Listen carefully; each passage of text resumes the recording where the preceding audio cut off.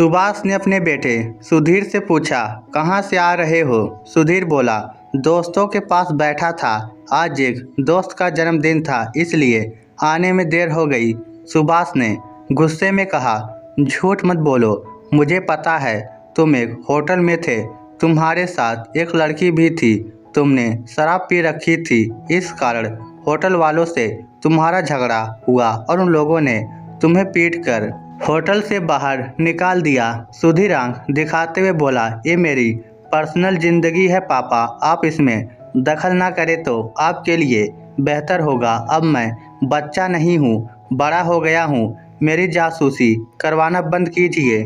सुभाष ने गुस्से में सुधीर को एक थप्पड़ लगाते हुए कहा, जब तक मेरे टुकड़ों पर पल रहे हो, मेरी कमाई खा रहे हो, मेरे घर में रह रहे हो, तब तक ये तुम्हारी पर्सनल जिंदगी नहीं हो सकती। इसमें मेरी भी इज्जत और जिंदगी शामिल है। सुधीर नथुने फुलाता हुआ गुस्से में बोला, हाथ मेरे भी हैं पापा, मगर आप बाप हो इसलिए लिहाज कर रहा हूँ। सुभाष का गुस्सा सातवें आसमान पर था। वह सुधीर को दूसरा थप्पड़ लगाने ही जा रहा था कि उसकी पत्नी कुसुम ने बीच में आकर उसका हाथ पकड़ लिया।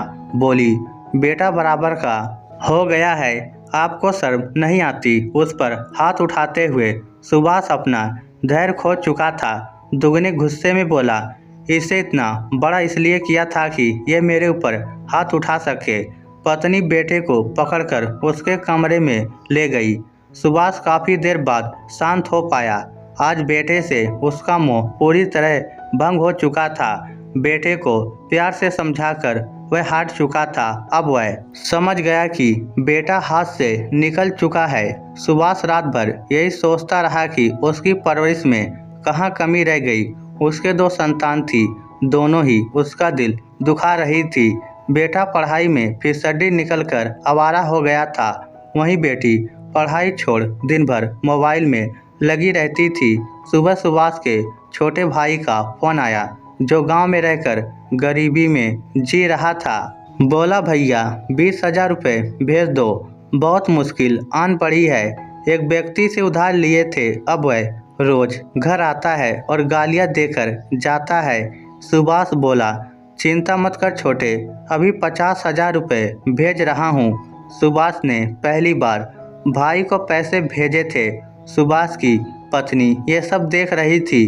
बोली, ये क्या कर रहे हो? भाई को पैसे भेज रहे हो, आप जानते हो ना ये पैसे वापस नहीं आएंगे। सुभाष बोला, अपना ऋण उतार रहा हूँ। अगर मैंने उसका हक नहीं मारा होता तो आज वह भी पैसे वाला होता।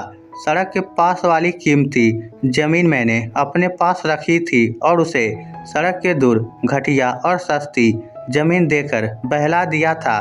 पत्नी बोली, जमीन तो आप 25 लाख की बेचकर आए थे, उन पैसों से तो एक दुकान ही खरीद पाए थे, मगर आज आपके पास ये घर भी है और 4 दुकानें हैं। ये सब तो आपकी मेहनत के हैं ना?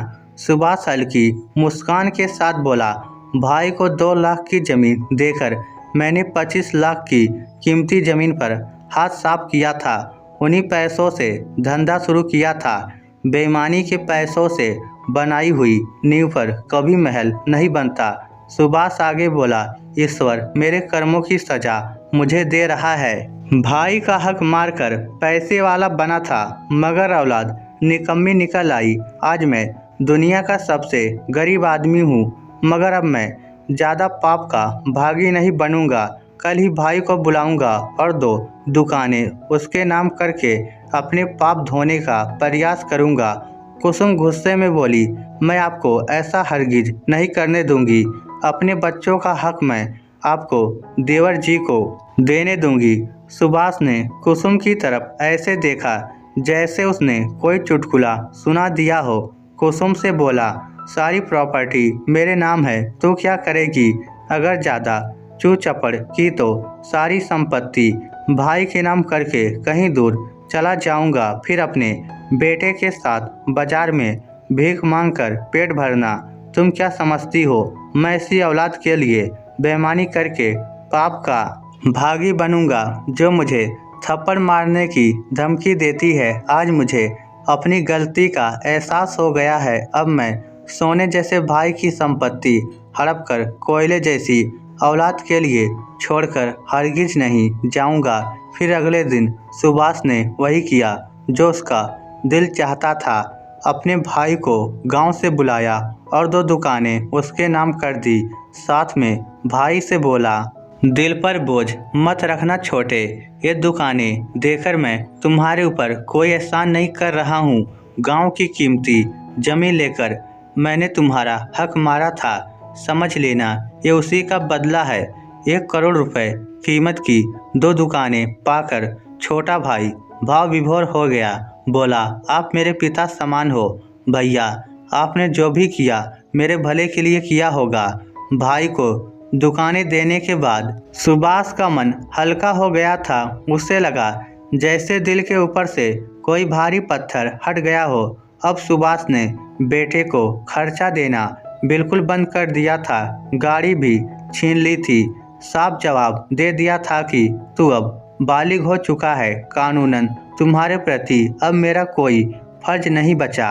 घर और दुकान सब मेरी अर्जित संपत्ति है, इन पर भी तुम्हारा कोई अधिकार नहीं है। अगर तू नहीं सुधरा तो तुझे घर में भी जगह नहीं मिलेगी। पिता की कमाई पर ऐश करने वाले सुधीर को जल्दी ही एहसास हो गया कि पिता के बिना वह कुछ भी नहीं है। जब उसके पास गाड़ी और पैसे नहीं रहे तो उसके सारे दोस्त उससे दूर रहने लगे थे। लड़कियों ने भी बात करनी बंद कर दी थी। महीने भर बाद एक दिन सुधीर पिता के पास दुकान में पहुंचा और बोला, मुझे माफ़ कर दो पापा, मुझे समझ में आ गया है कि आपके बिना मैं कुछ भी नहीं हूँ। आज से मैं कोई ऐसा काम नहीं करूँगा जो आपको बुरा लगे। आज से मैं हमेशा आपके काम में हाथ बटाऊंगा, आपका सहारा बनूंगा। हताश पिता ने बेटे को गले से लगा लिया और ईश्वर को बार बार शुक्रिया कहने लगा।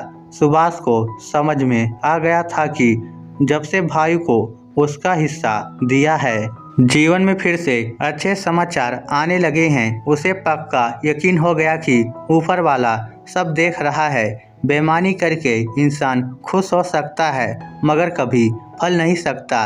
इस स्टोरी को लेकर आपकी क्या राय है नीचे कमेंट करके हमें ज़रूर बताइएगा।